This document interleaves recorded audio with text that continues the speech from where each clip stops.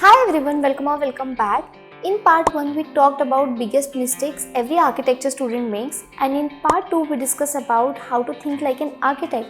But thinking like an architect is just the beginning. What if I tell you you have to do more? That's where the space planning comes in. You have to convert your architectural thinking onto the piece of paper. And how you will do that? So let's just understand about the space planning today. So what is space planning? Most of the students think that space planning is just rearranging the rooms in any random format, but it's not true, is it? It's not. So how do you do that, and how architect do that? So architect does not start with the drawing, they start with the people. Before drawing any line onto the paper, they start with the questions. They ask who is the user, and we have actually discussed this in the previous episode as well. If you haven't watched, I will leave somewhere here on the screen. So coming back to the point, they start with the question like who is the user, who is going to use the space, how is going to be the movement, which kind of privacy they need in the space, what kind of spaces they want to create. Okay, these are some of the basic questions that architect thinks while designing any space plan. Okay, because space planning is just not about arranging rooms, it's about giving the experience to the space. It's about giving the life to the space, right? Now here's something interesting. Listen, if I say house, you'll immediately think of living room, bedroom, dining, kitchen, toilets, right? And if I say hospital, you'll immediately think of OPDs, operation theaters, waiting room, reception desk, cabin, everything, right? And if I say a school, you will think of classroom, library, playground, staff room, activities like these. So it's a common human tendency to relate the spaces with any particular typology of the building, right? So it starts with imagining spaces. But the tough part here is how you will connect all of those spaces. And that's when your architectural thinking comes in. You have to think like an architect, you have to process the thought like an architect, how the circulation is going to be there, how the movement is going to be there. So let me tell you what is a space plan in depth. So it is an analysis of how physical space is used in structures. It considers the purpose of spaces and who will use them.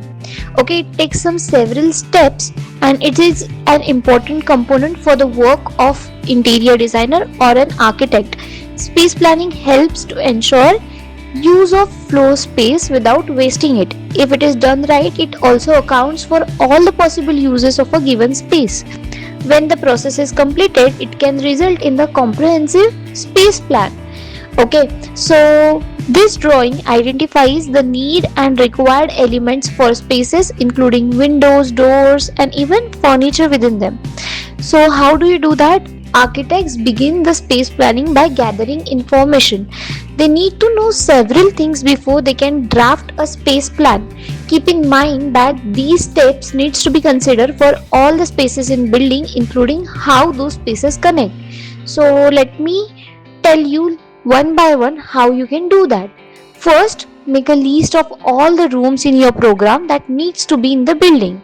Next to each other, write down it will be a large room, small room, or a medium room, or a tiny room. Okay. Then third point, think about what rooms might need to be next to each other or close to one another. Then think about what rooms you want to have bigger windows. Make sure they are on the edge of the diagram and not in the middle of the diagram. Fourth point, start by drawing a bubble for your main space. Remember, make the size of the bubble correspond to if you have written it a large room, medium room, small room, or a tiny room. Now keep adding the bubbles and also where they need to be in relationship with another room. For example, do you want to have a bathroom right to your bedroom? If yes, then add your bubbles next to the bedroom bubble. Okay, and add until you have all of the rooms where you want them. You can keep adding to your bubble diagram by drawing lines, arrows, or circulation. Then smaller arrows you can have for like entrances, doors and lines for your windows.